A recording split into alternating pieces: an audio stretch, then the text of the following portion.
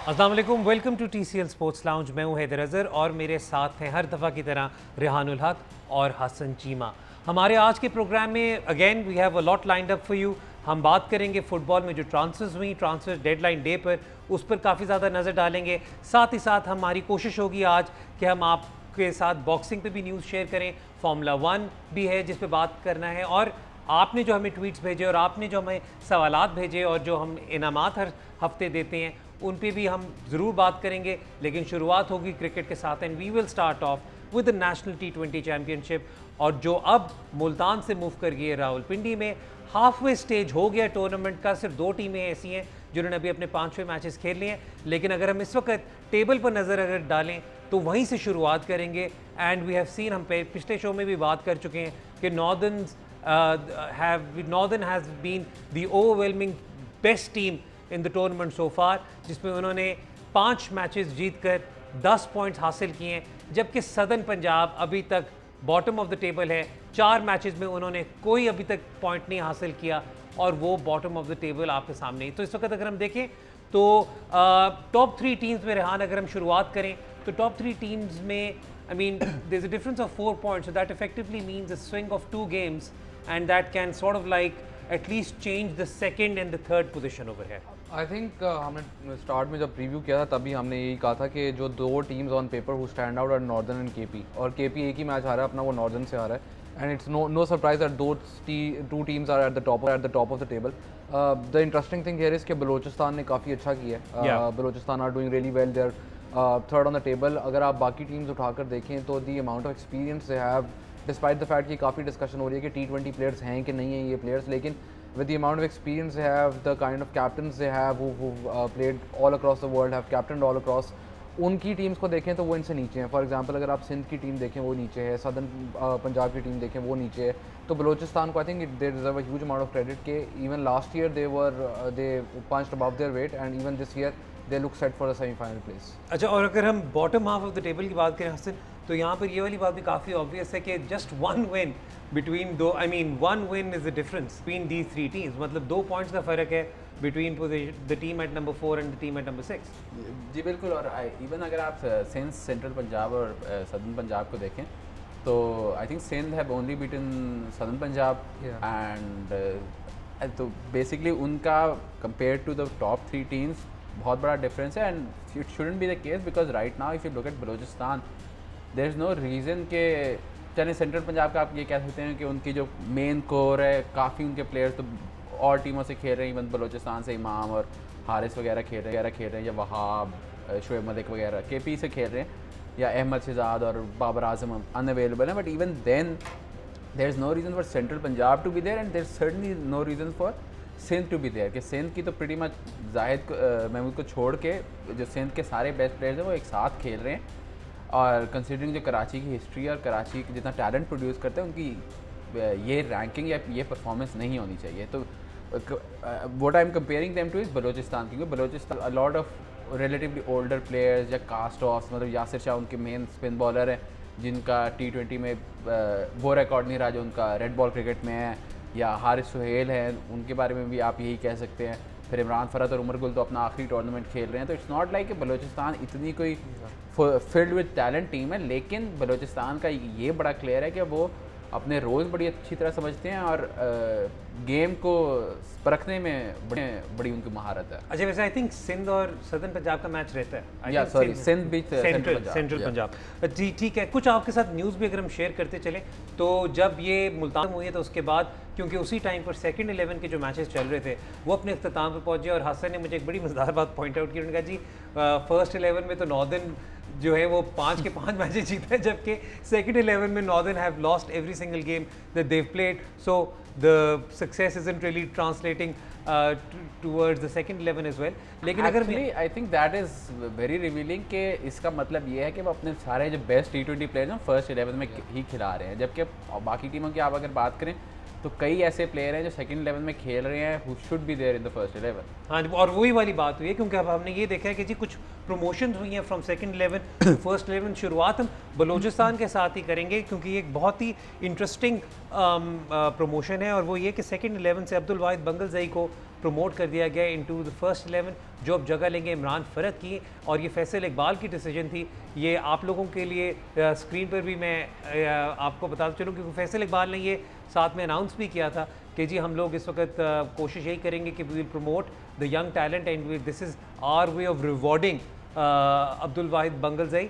और ये इन्होंने जगह ली है इमरान फ़रत की, विच आई थिंक जिस तरह अभी हसन ने थोड़ी देर पहले आपको बताया, जो अपना आखिरी टूर्नामेंट खेल रहे हैं, तो I think it is fair to say that this is curtains as far as Imran Farhat's white ball career is concern. उसके अलावा जो एक और जो मेजर जो शफलिंग हुई वो ऑब्वियसली 4 मैचेस हारने के बाद, 4 मैचेस हारने के बाद सदर्न पंजाब ने काफ़ी चेंजेस किए हैं, जिसके अंदर उन्होंने मोहम्मद इरफान, बिलावल भट्टी और राहत अली की जगह पर सेकंड 11 से प्रमोट किया है दिलबर हुसैन को, जो PSL में लाहौर कलंदर्स की नुमाइंदगी कर चुके हैं, Mohammad Imran and Zain Abbas. Zain Abbas, Hasan Cheema is I think a witness to the fact कि मुझे ज़ैन अब्बास पिछले 10 साल से पसंद है। अनफॉर्चुनेटली कोई इस टाइप की सिचुएशन बनी नहीं कि उन्हें मतलब ज़्यादा प्रमोशन मिले, लेकिन आई think this is a good reward for him for having a good second 11। और एक और जो प्रमोशन हुई है वो हुई है सेंट्रल पंजाब की टीम में, जहां पर बिलाल आसिफ की जगह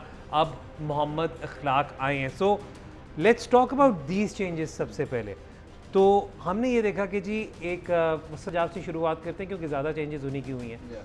दिलबर आ गए तो वो तो चले ठीक है, राहत या इरफान में से किसी एक की जगह उन्होंने ले लेंगे। मोहम्मद आई वुड थिंक भट्टी का जो रोल है, क्योंकि अभी तक अगर हम वो तो मोहम्मद इमरान नहीं, I am not sure. I think कि स्पेसिफिकली दिलबर को डेथ ओवर्स के लिए लेके आएंगे, बिकॉज हमने इस टूर्नामेंट में देखा, आई थिंक पिछले शो में भी बात की थी कि हुसैन तलत उनकी डेथ ओवर्स में बॉलिंग करा रहे हैं, जबकि हुसैन को आपको मिडल ओवर्स में ज़्यादा इस्तेमाल करना चाहिए, कि उस पर कंप्लीट रिलायंस नहीं होनी चाहिए as far as death bowling is concern. तो दिलबर उनको वो वाला ऑप्शन दे सकते हैं। मोहम्मद इमरान के केस में ये है कि इट अलाउज़ देम के वो अगर हुसैन खेल रहे हैं, आमिर जामीन खेल रहे हैं और मोहम्मद इमरान तीनों खेल रहे हैं, क्योंकि तीनों सिमिलर सॉर्ट ऑफ प्लेयर्स हैं, बैटिंग ऑलराउंडर्स हैं तीनों, तो आप 8-9 तक अपना बैटिंग लाइनअप रख सकते हैं विद लाइक मतलब कि इन तीन बॉलर्स में से कुल मिला के आप 8 ओवर्स करा सकें।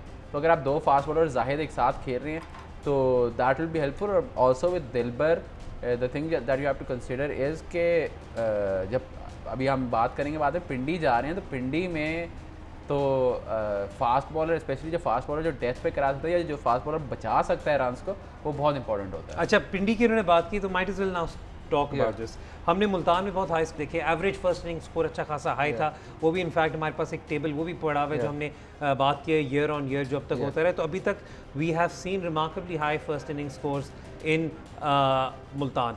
Now that the tournament is being moved to Pindi, what should we expect? We should expect more high scoring matches. Pindi की जो pitch है that is famous for the ball coming onto the bat. इसमें मैं एक और चीज़ add करना चाहूँगा, जब मुल्तान की हम बात कर रहे थे तो ये जिस तरह आप देख सकते हैं स्कोर्स गोइंग हायर, रावलपिंडी का आप पहले भी देख लें कि 2017 में भी वहाँ पे एवरेज स्कोर जो था वो 170 था।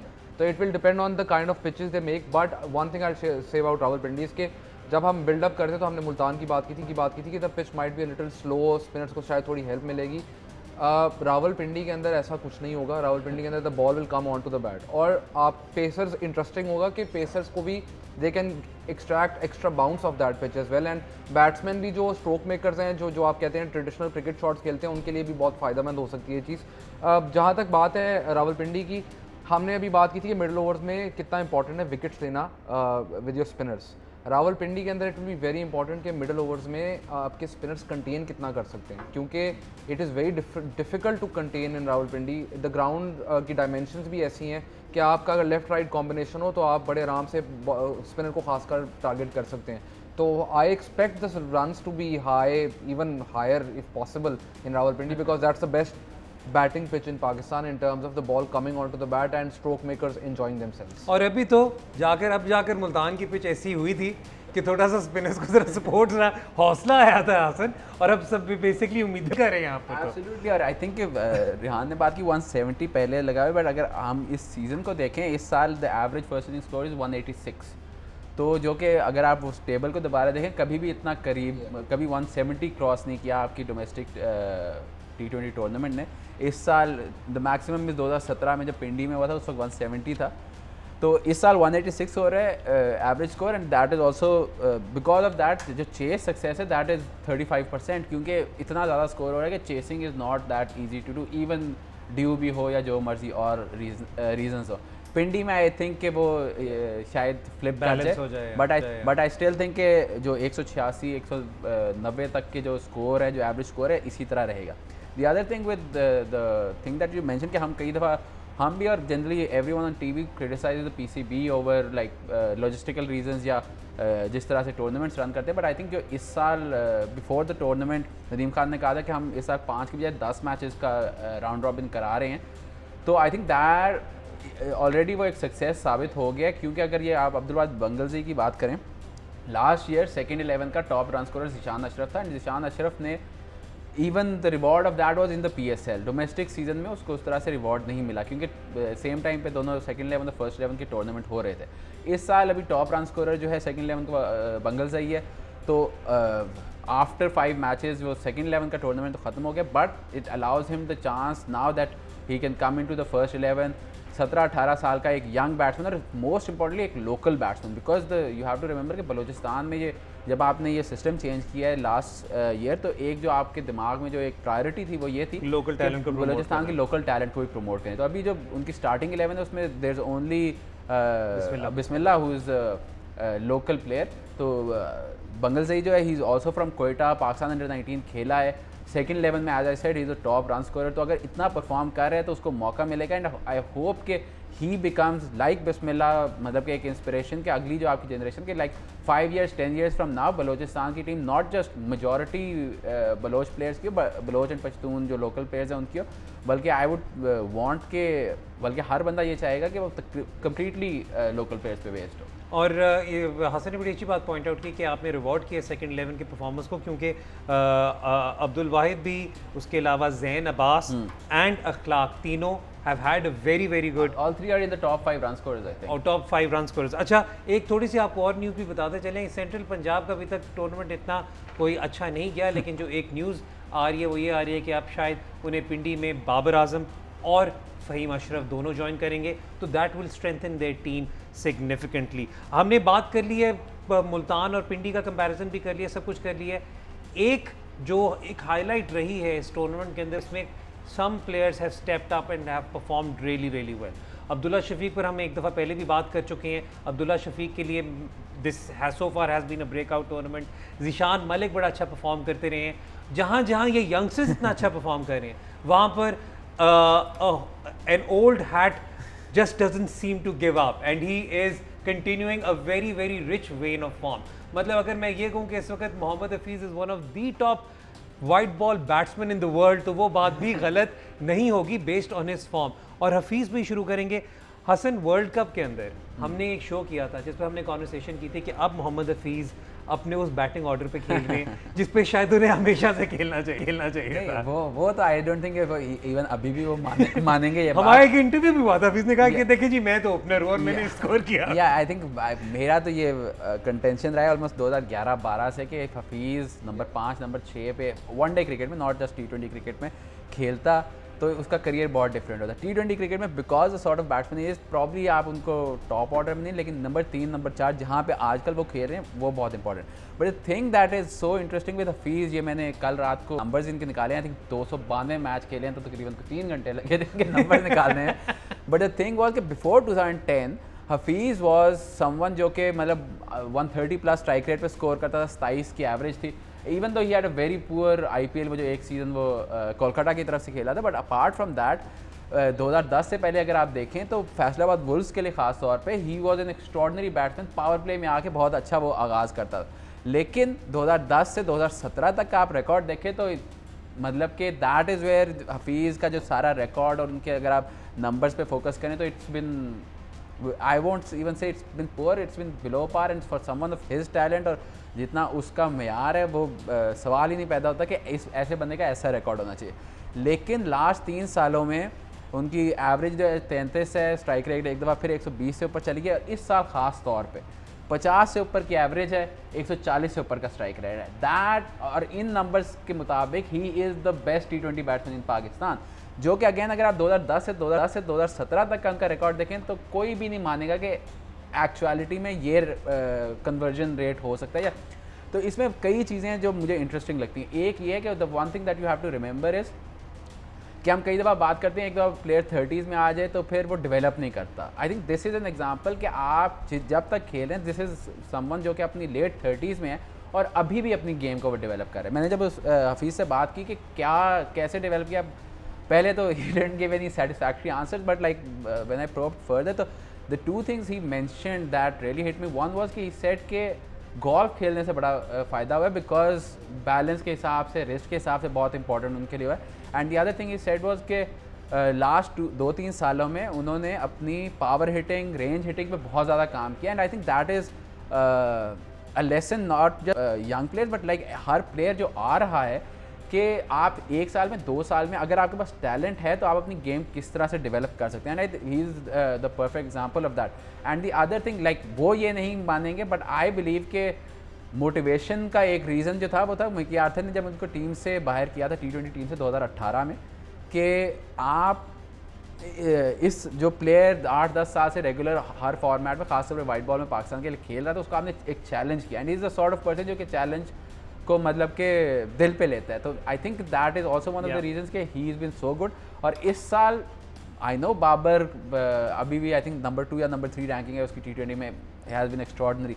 मगर अगर आप इस साल का निकाल के देखें 2020 में Hafeez has been the best Pakistan T20 batsman. Hafeez has, अच्छा वैसे मैं एक और यहाँ पर वक्त हो रहा है ब्रेक का, लेकिन ब्रेक से पहले मैं सिर्फ इतनी बात करूँगा कि आपने चाहे बेशक नंबर्स देखे और अब आपने देखा हो कि इनकी ये एवरेज है, लेकिन अगर आप सही तरीके से रिकॉर्ड निकाल के देखें तो over the last 10 years Hafeez I think as an opener was probably the only opener from Pakistan जिसने consistently I think high scores भी किए और उन्होंने man of the match performances भी ली। वक्त हो रहा है ब्रेक का।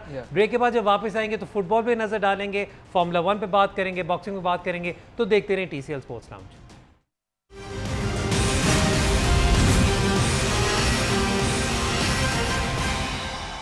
हम नेशनल T20 कप की बात कर रहे थे और हमने अपने पिछले शो में बहुत डिटेल में एनालाइज किया था नॉर्दर्न की टीम को और सदर्न पंजाब की टीम को। आज हमारा ज़रा फोकस होगा, क्योंकि हम KP पे भी पहले बात कर चुके हुए हैं, आज हमारा जो फोकस होगा वो होगा सिंध पर और सेंट्रल पंजाब पर, क्योंकि ये दो टीमें इस वक्त स्ट्रगल कर रही हैं even though they have some really good names in their lineup. Central Punjab, sorry मैंने कह दिया बलोचिस्तान और सिंध पर। बलोचिस्तान से शुरुआत करते हैं रेहान। और बलोचिस्तान पे अगर हम बात करें वो ये कि हमने टूर्नामेंट से पहले हसन ने ये वाली बात पिछले टूर्नामेंट में, आई थिंक पिछले टूर्नामेंट से एक कंपैरिजन दिया था कि you didn't see very big और prominent names in Balochistan, you didn't see conventional T20 names in Balochistan, लेकिन तब भी उन्होंने बहुत अच्छा परफॉर्म किया था और फाइनल तक पहुंचे थे। इस साल भी शुरू में जब हमने लाइनअप देखी तो हमें यही लगा, लेकिन Imam has been absolutely wonderful, Haris Sohail has been brilliant, बिस्मिल्लाह, oh my God. I think अगर मैं ये वाली बात कहूँ कि wicket keeping batsman I think he has been the stand out, or if he is been stand वो। और दूसरा जो मेरे लिए सबसे हार्टनिंग चीज़ थी वो आकिब जावेद की परफॉर्मेंस थी with the ball. So the floor is yours if you can sort of like do an analysis on Balochistan. Balochistan की जो इंटरेस्टिंग चीज़ आपको देखने वाली है, हसन मेंशन द रोल्स वाली थिंग। जब आप T20 में स्टैट्स देखते हैं, it's very important to note कि आपने मैच इम्पैक्ट जो होता है, अगर T20 में अगर एक बंदा 109 के स्ट्राइक रेट से पूरा टूर्नामेंट खेले लेकिन एक इनिंग्स वो खेले जिसमें वो 50 करे 25 बॉलों में, that is a match winning innings and that's basically where the result comes in, where you get the points from. Balochistan का भी बहुत क्लियर टेम्पलेट है कि इमाम का जो रोल है that is to bat through the innings, ठीक है। और आपने देखा जब इमाम बैटिंग कर रहा था उसके साथ जब हारिस बैटिंग करने वाले, Imam and Haris were together, so Haris scored one of the fastest 50s of this tournament because Haris knew Imam's at the other end, ठीक है। उसके बाद that gives licence to their lower order batsman as well. अगर आपको मैच याद हो जिसमें बिलावल भट्टी को आखिरी ओवर में 25 स्कोर पड़ा था, उस मैच के अंदर अमाद बट हैड द लाइसेंस के आखिरी ओवर में आए और वो मारे उसने 22 स्कोर की 7 बॉलों पे सिर्फ, that set up the victory for his team. The other thing that's been really impressive with this team is के मैंने बात की थी कि बॉलिंग कितनी इंपॉर्टेंट है पिछले एपिसोड के अंदर when we were analysing all teams. अगर आप इनकी टीम देखें तो दे हैव लाइक हसन ने यासिर की बात की, Yasir is been very crucial to their middle overs. हमने देखा स्पिनर स्ट्रगल कर रहे हैं, Shadab's been the exception, Usman Qadir and Yasir as well, these 3 bowlers अगर आप लेग स्पिनर्स की बात करें इस टूर्नामेंट के अंदर तो मिडिल ओवर्स के अंदर कंट्रोल दिए, जहाँ पर average scoring rate middle overs में 9 9.5 है, उधर Yasir is going at only 8.05, which means Yasir is covering that up. So that gives Balochistan the freedom to basically even if they score less runs, they can defend it, and they will even chase totals down because it is very clear what the roles are. Imam अगर खेल रहा है, हारिस तेज खेलेगा, इमाम out हो गया तो इमाम का रोल हारिस ले लेगा. So that's basically the clarity in their decision making is the reason they're doing well.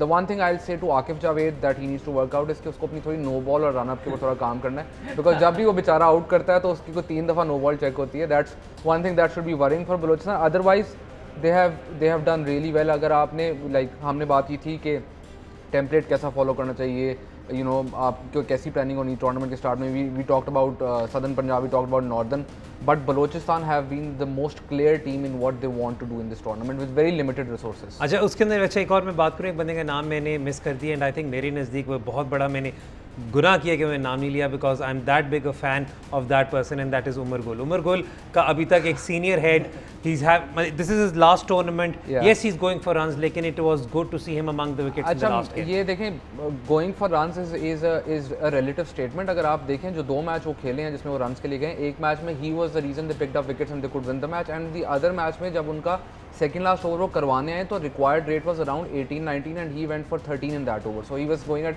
4 less than the required rate. तो जिस तरह की सिचुएशन थी उसके मुताबिक तो उमर गुल का जो इकोनॉमी रेट है उसको भी आपको क्वेश्चन नहीं करना चाहिए.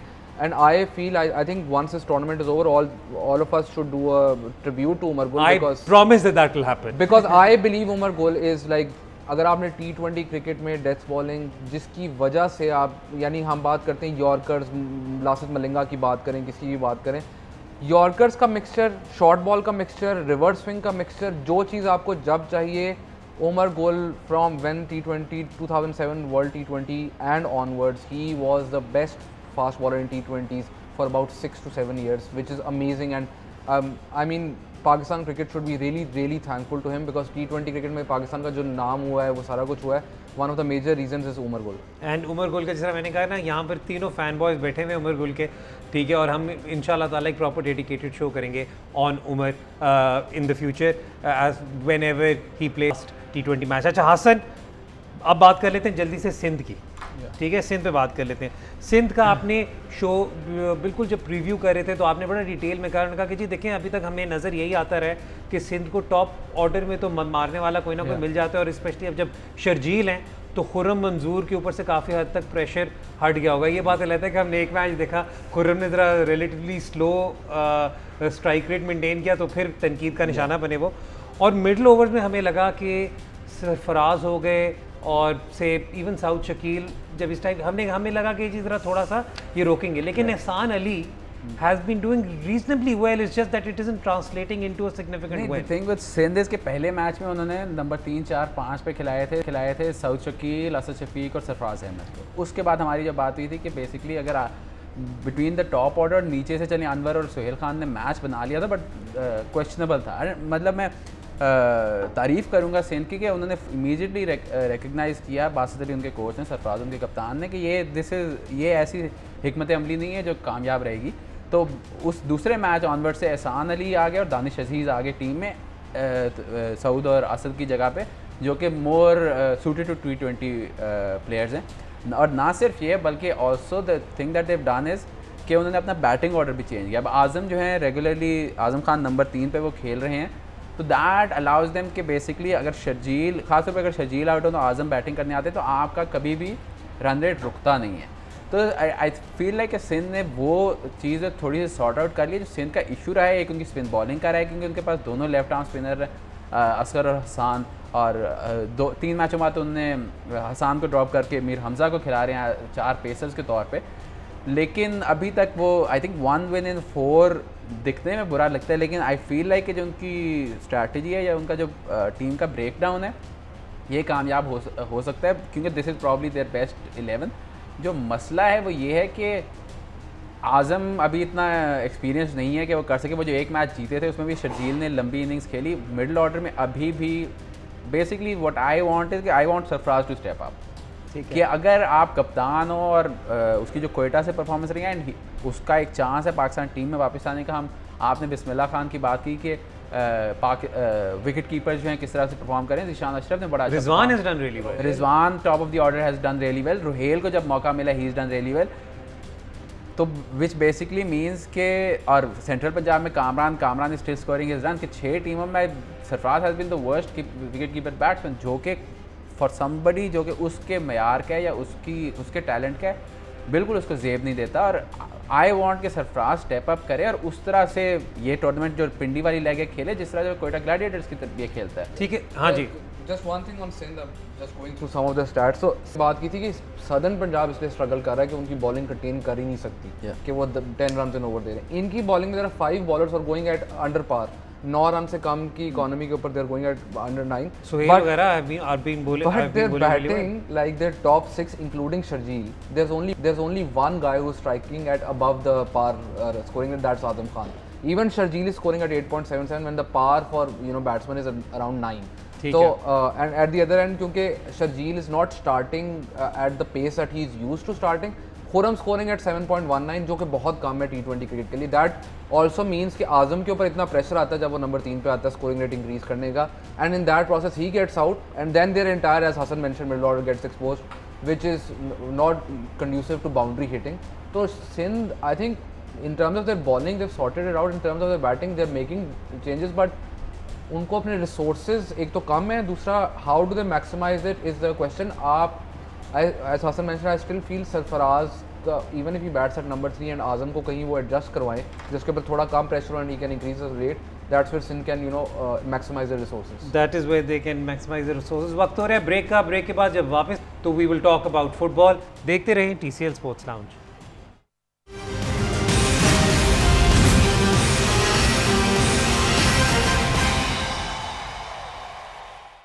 अब वक्त हो रहा है फुटबॉल का जिससे कि आप सबको इल्म है कि इस वक्त इंटरनेशनल ब्रेक है जहां पर उनके इंटरनेशनल फ्रेंडलीज़ और मैचेस और क्वालिफायर्स हो रही हैं, और हम फ्रैंकली स्पीकिंग इंटरनेशनल फ्रेंडलीज़ और क्वालिफायर्स को उसमें इतना ही इंटरेस्ट शो करते हैं जितना आप सारे करते होंगे। That is absolutely zero. लेकिन जो मेजर न्यूज़ इस वक्त अब तक आती रही है वो आती रही है ट्रांसफर से related, because there were some very interesting signings done on the last transfer deadline day. और उसी पर अगर हम कॉन्वर्सेशन करें तो मैं सबसे पहले जो मेरे नज़दीक is a very shrewd piece of business by Arsenal is the transfer of Thomas Partey from Atletico Madrid. और हसन, हमने जब शुरू में बात की थी, एक दफ़ा हमने जिक्र किया यूवेंटस की बात हो रही थी और हमने कहा कि जी ट्रांसफ़र रूमर चल रहा है कि शायद Partey is going to Juventus. तो आपने कहा था कि ये एक complete Diego Simeone type player है, सिमियोनी इससे तो नहीं छोड़ता।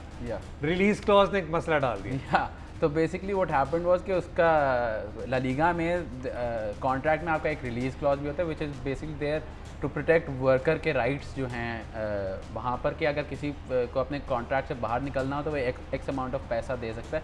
बट दैट इज़ यूजली आमतौर पे क्या होता है कि वो क्लब कोई और क्लब वो पैसे देता है और फिर नेगोशिएट कर लेते हैं प्लेयर के साथ डायरेक्टली, कि वो पैसे जो वो लीग को डायरेक्ट जाते हैं और लीग जो है वो क्लब को देता है। क्लब की एथलेटिको मैड्रिड की इस केस में कोई इन्वॉल्वमेंट नहीं होती है। रिपोर्टेडली सिमियोनी बहुत नाखुश हैं इस बात से, क्योंकि 45 मिलियन यूरोज़ का रिलीज़ क्लॉज था थॉमस पार्टे का, तो आर्सेनल ने वो पे करके उनको ले लिया है। आई थिंक कि आर्सेनल के लिए बड़ी अच्छी साइनिंग है। आई डोंट थिंक कि वो लोग पैट्रिक विएरा या इस तरह की बात करें, इतना एक्स्ट्रॉर्डनरी साइनिंग नहीं होगा, बिकॉज वो 27 साल का, और अगर 27 साल पे भी मतलब ये सेकंड टीयर का प्लेयर, वर्ल्ड क्लास नहीं but like the tier right below world class, वहाँ पे वो है। तो अनलेस के वो 1-2 साल में आर्टेटा उसको बना ले, विच कंसिडरिंग जो आर्टेटा ने अभी तक किया है आर्सेनल के साथ, he might be able to do that, तो वो शायद कर पाए। But at the same time Simeone I think इतने भी नाखुश नहीं होंगे, because he is getting Lucas Torreira वापस, तो वो आहिस्ता आहिस्ता यूरुग्वे की पूरी नेशनल टीम जो है इकट्ठी कर रहा है। आई एम जस्ट सरप्राइज कि उन्होंने कवानी को नहीं लिया, but I guess Diego Costa is more उनके स्टाइल का। Diego Costa and Suarez both तो फ्रंट नहीं करते in the centre, Cavani right and Suarez left. But क्योंकि वो जब टोरेरा से बात कर रहे थे एथलेटिको मैड्रिड वाले, तो वो रेगुलरली उनसे ये बात कर रहे थे कि आप और थॉमस पार्टी एक साथ खेलेंगे, बिकॉज जब से गाबी और टियागो सेंट्रल मिडफील्ड होती थी एथलेटिको की, उसके बाद से वो कभी खुश नहीं हुए कि कोके जो है वो बहुत अटैकिंग प्लेयर है कि सेंट्रल मिडफील्ड। टियागो याद करा दिया यार मुझे, मतलब आउट ऑफ नोवेयर टियागो याद आ गया मुझे। The thing Hassan mentioned about attacking midfielders, so ये मुझे बड़ा इंटरेस्टिंग लगता है, जब भी सीजन स्टार्ट होता है ना एटलेटिको मैड्रिड का पिछले 3 सीजन में, तो वो डिफेंसिव मिडफील्डर खिलाता ही नहीं है कि वो अपने फैंस को बताता है कि देखो इस साल हमने ये करना है। तो पहला मैच वो आई थिंक 5-6 गोल की, उसके बाद उनके अगले 2 मैचेस हैं 0-0, 1-0 and 0-0। That's what they have been doing. जहाँ तक थॉमस पार्टे की बात है, अगर आपने आर्सेनल के लिए बात करनी है, he is a really good signing, and sometimes उसकी जो I think sometimes people overlook the fact how good he is defensively position wise, कि उसकी जो number of passes he makes going forward and the number of chances he creates is overlooked sometimes because he's that good defensively. ठीक हो गया. So that's another dimension that he will add to Arsenal, especially and this is where it becomes important. Premier League में teams press करना शुरू हुई हैं. He is the type of player who can pass that press. ठीक हो गया, सही है। कुछ और भी ट्रांसफर्स हैं, मैं जल्दी से वैसे ही आपके साथ शेयर करता चलूँ। Amad Diallo has been signed by Manchester United because they definitely needed. No, so basically Sancho ने साइन किया, तो अब वो 18-19 साल के जो हैं वो विंगर्स उठा रहे हैं, but like there's a lot of, I've seen Diallo quite regularly in Italy, and he has a lot of potential. He has a lot of potential. So but he's very young right now, so yeah. ठीक हो गया, क्योंकि Manchester United को एक young winger की तो मतलब 2 लिए भाई, एक ही लिया, 2 लिए, फिलिस्त्री भी लिया मैंने। अच्छा, कुछ और ट्रांसफर बताएं। Douglas Costa has returned to Bayern Munich on a loan. This is a dry loan, I think कोई ऑब्लिगेशन नहीं है इसके अंदर। और हम एडिसन कवानी की ट्रांसफर पर तो पहले ही बात कर चुके थे। हम आने वाले दिनों में देखेंगे कि कैसे वो मैनचेस्टर यूनाइटेड के मॉडल में फिट इन होते हैं, फिर हमें काफ़ी ज़्यादा फिर हमें ज़रा क्लैरिटी मिलेगी। उसके अलावा the one thing I will say about Cavani is के फाइनली उनको किसी ने इतने पैसे दे दिए कि is getting like 10 million pounds, I think 10.7 million euros, and he is the 4th highest paid player in Manchester United after De Gea, Pogba and Martial, same as Rashford, and I think it is offensive that he's earning more than Harry Maguire. अच्छा जी, उसके अलावा Mario गोत्से, जिनके गोल से Germany 2014 में world cup जीता था, he has moved. That is how he'll be remembered now. Paris Saint-Germain. Actually, there are probably other reasons why he'll be remembered. For that, you just need to Google Mario Götze and images पे click कीजिएगा। अच्छा, अब जरा चलते हैं थोड़ी सी और news की तरफ। पिछले हफ्ते पाकिस्तान में एक इंटरनेशनल बॉक्सिंग इवेंट हुआ, which coverage, but to be honest with you, it didn't get the coverage that it deserved because it was a wonderful event that took place. Aamir Khan promotions ने ये इवेंट होस्ट किया at the Aamir Khan boxing academy, जिसके अंदर जो सबसे बड़ी highlight थी वो ये थी कि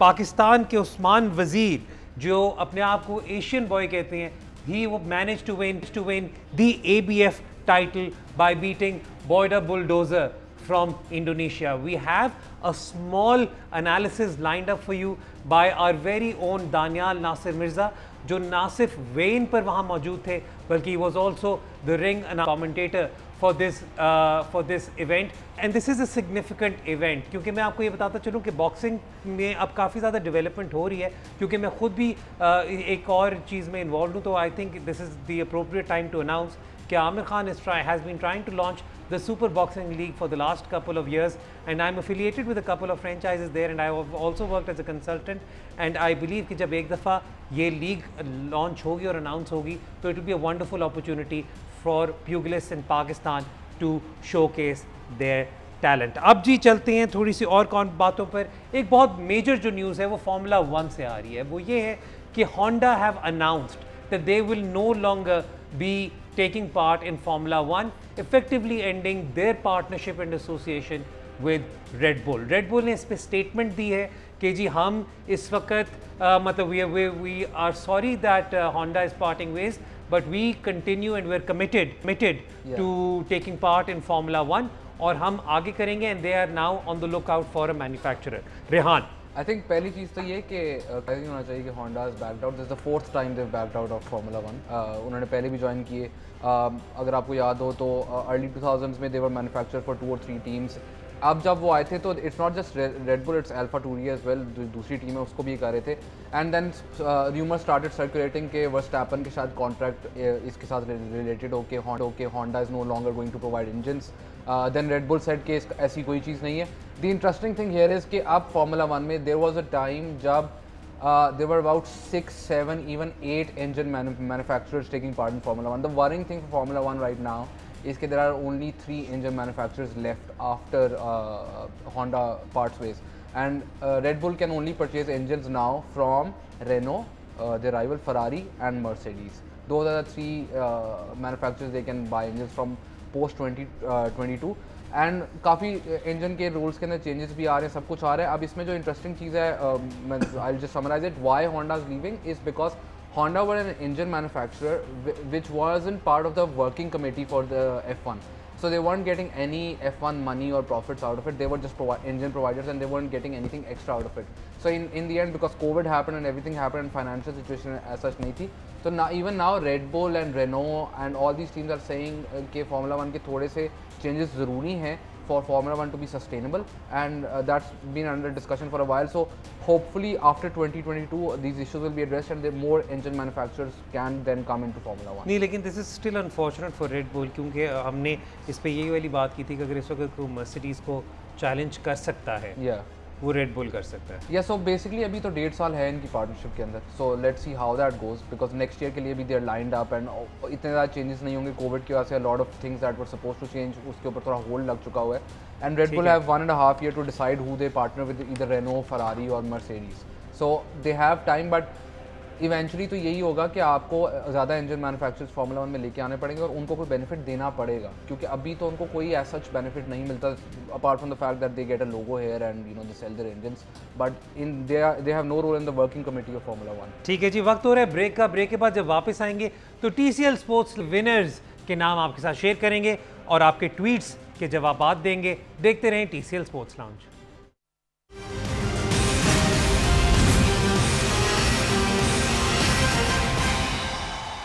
अब वक्त आ रहा है इनामात का. जिस तरह कि हमने आपको हमेशा बताते हैं कि हमने आपको हमेशा बताया कि TCL स्पोर्ट्स लाउंज में आप इनामात जीत सकते हैं कर्टसी ऑफ TCL पाकिस्तान.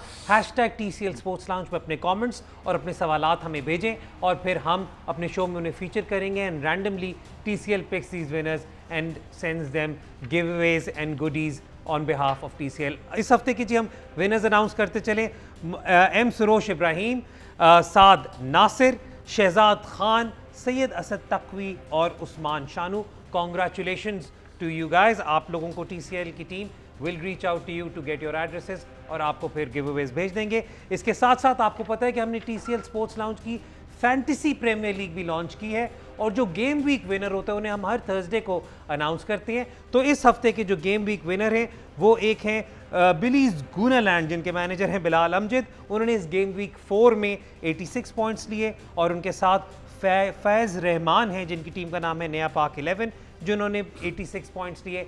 आप दोनों को भी बहुत बहुत मुबारक हो. आप लोगों को भी TCL की team will reach out and will send you your goodies and giveaways. अब वक्त हो रहा है जी ट्वीट्स का और आपके सवालात का. इस हफ्ते हमने सोचा कि ज़रा ज़्यादा सवालों को एंटरटेन करते हैं. कुछ सवाल शायद रेलेवेंट ना हो, लेकिन तब भी हम आपके अपने शो में फीचर ज़रूर करेंगे. और शुरुआत करेंगे हम आदिल आमिर के साथ.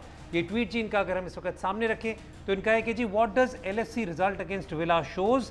Will Premier League title race be tight this season? Will Chelsea and Tottenham with their spending can challenge for the title? If Jose doesn't win anything this season, he won't be here next summer. I think Levy has backed Jose with signings.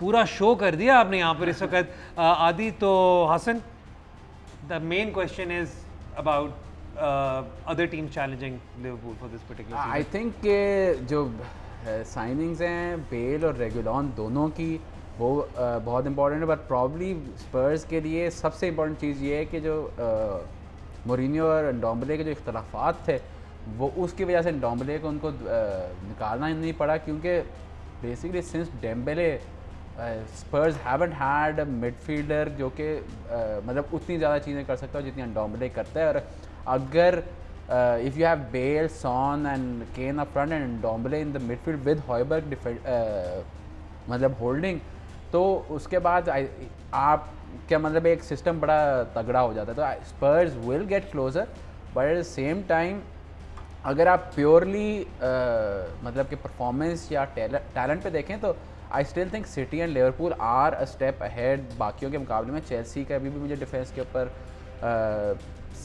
Question marks हैं.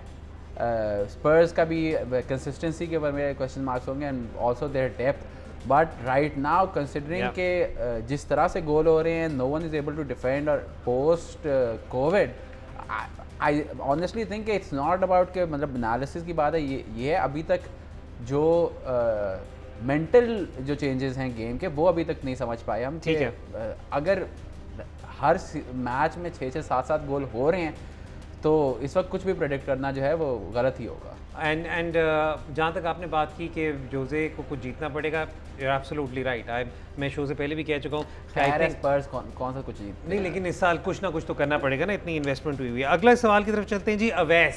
अवैस के tweet है ये अब आपके सामने screen पर।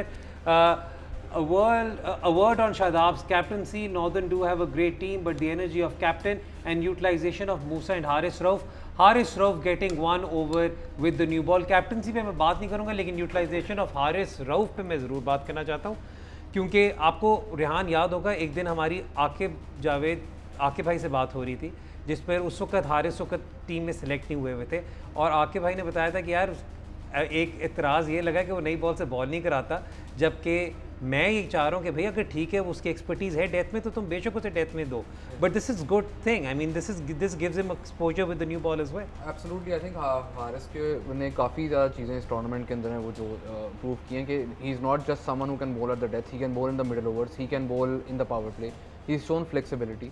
जहाँ तक उनका दूसरा सवाल है regarding Shadab's captaincy, I don't think I am the right person to comment on it. नहीं, दैट्स फाइन, तो इसलिए मैंने उस पे conversation but Haris I think has proved a lot of people के आप लेबल उसको नहीं कर सकते कि इसका काम सिर्फ ये है, या ये सिर्फ स्लोअर बॉल कराएगा, या ये सिर्फ वो करवाएगा, यॉर्कर करवाएगा।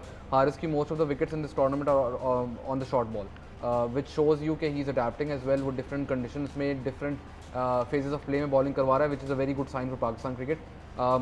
Same thing with Musa as well कि Musa भी इस tournament के अंदर he's improved his pace, he's picking up a lot of wickets, and that's why Northern are doing well क्योंकि उनके पास दो ऐसे फास्ट बॉलर हैं जिनको इनिंग्स में किसी भी टाइम आप ले आएँ, वो चाहे मार खा लें लेकिन they will pick up a wicket. ठीक है, वही wicket taking option throughout the 20 overs, that has been the key for northern. अच्छा जी, अब चलते हैं अगले सवाल की तरफ। ये जी फारिस, इनका सवाल है कि जी big teams do get the opportunity to buy और trade players, if Real Madrid gets the opportunity to buy any big player that is De Bruyne or Mbappe in future, should they do so or increase their contract with the same players and save up for even better players?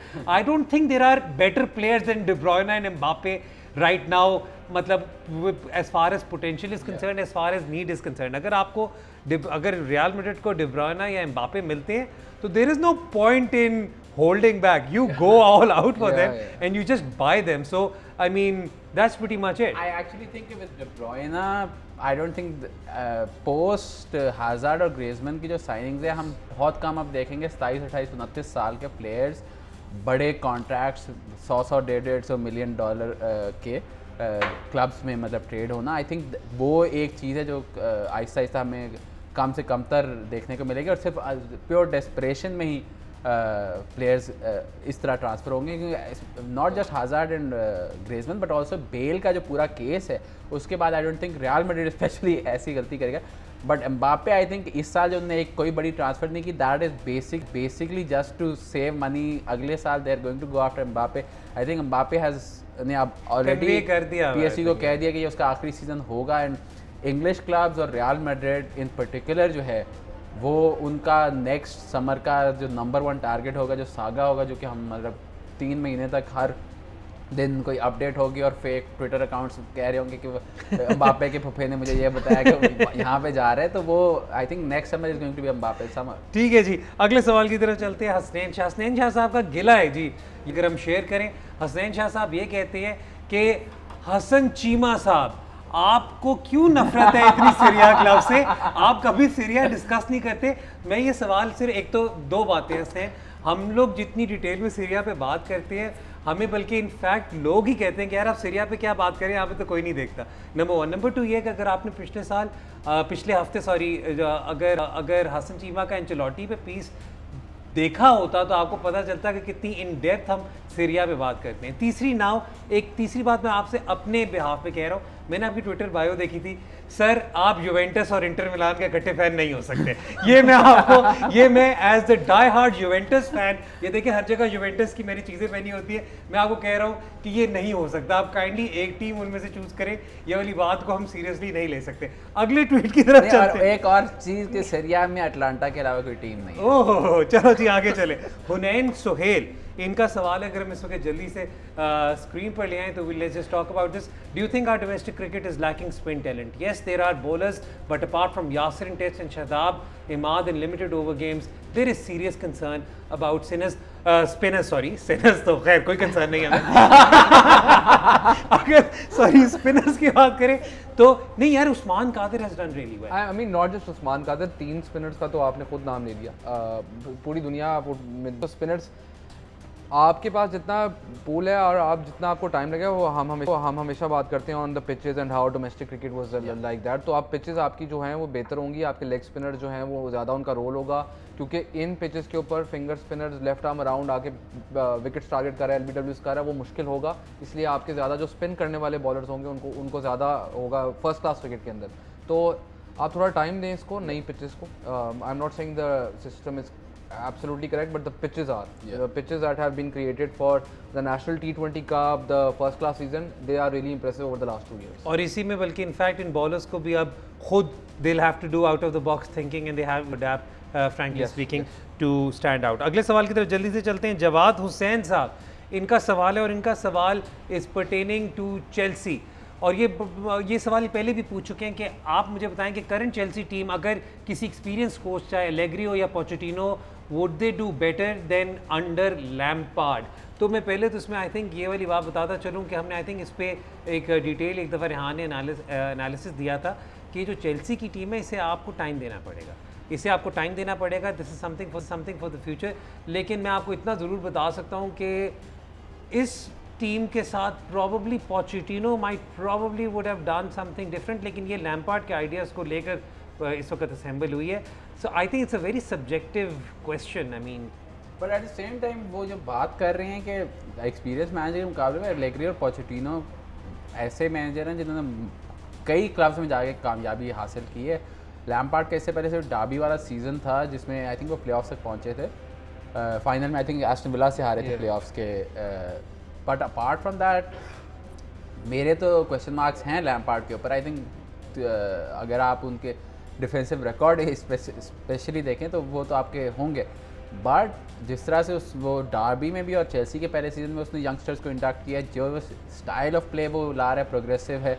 And the most important thing जो Chelsea के अगर आप perspective से देखें तो आप ये देखें कि 2004-2003 में रानियरी का सीज़न था, उसके बाद 3 साल मोरिनियो के थे, Ancelotti, Big Phil Scolari, Avram Grant, Roberto Di Matteo, Antonio Conte, Jose Mourinho दोबारा, मारिसियो सारी। जब दिस इज़ अ क्लब जो कि मतलब कि किसी भी मैनेजर को 2 या 3 सीज़न से ज़्यादा का टाइम नहीं दिया। अब लैम्पार्ड के केस में उनके पास पहली दफ़ा मौका है कि दिस इज़ समवन जो कि अब्रामोविच की बड़ी उससे रिलेशनशिप है, 8-10 साल वो चेल्सी के लिए जब खेला था with Abramovich as the owner, तो वो एक ट्रस्ट फैक्टर है। तो they can have Lampard be the Zidane that sort of guy जो कि बेसिकली उसको थोड़ा सा ज़्यादा एडवांटेज होगा ओनर के साथ, उसकी रिलेशनशिप जो है उस वजह से उसको ज़्यादा पेशेंस मिलेगी और वो ज़्यादा देर के लिए मैनेजर हो सकेगा। तो आई थिंक वो जो स्टेबिलिटी है वो पोचेटिनो या एलेग्री के केस में शायद ना होती। ठीक है जी, thank you so much Hassan, thank you so much. आपको हमारा शो कैसा लगा हमें ज़रूर अपना फीडबैक दीजिएगा। #TCL स्पोर्ट्स लाउंज पे अपने कमेंट्स और क्वेरीज दिया करें, क्वेश्चंस दिया करें, अपनी क्रिटिसिज्म हमारे साथ शेयर किया करेंगे और हम कोशिश करेंगे कि अपने शो को आने वाले दिनों में और भी इम्प्रूव कर सकें। अगली दफ़ा तक के लिए हैदर अज़हर को इजाज़त दें। खुदा हाफिज़।